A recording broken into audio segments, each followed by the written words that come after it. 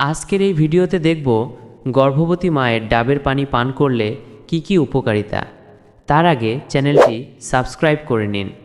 গর্ভবতী অবস্থায় ডাবের পানি পান করা নিরাপদ এবং এটি বেশ কিছু উপকারিতা দেয়, যেমন কোষ্ঠকাঠিন্য প্রতিরোধ, শরীরের তরল ও ইলেকট্রোলাইট বজায় রাখা এবং প্রয়োজনীয় পুষ্টি সরবরাহ করা।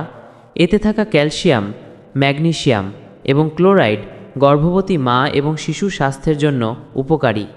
তবে উচ্চ রক্তচাপের সমস্যা থাকলে এবং ঔষধ গ্রহণ করলে ডাক্তারের সাথে পরামর্শ করে এবং পরিমিত পরিমাণে ডাবের পানি পান করা উচিত, কারণ এতে সোডিয়াম থাকে। ডিহাইড্রেশন প্রতিরোধ। ডাবের পানি শরীরকে হাইড্রেটেড রাখতে সাহায্য করে, যা গর্ভাবস্থায় খুবই গুরুত্বপূর্ণ। ইলেকট্রোলাইট পূরণ।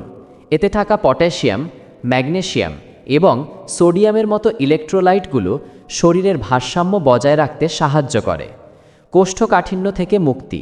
ডাবের পানি হজম প্রক্রিয়াকে উন্নত করে কোষ্ঠকাঠিন্য কমাতে সাহায্য করে। রক্তচাপ নিয়ন্ত্রণ।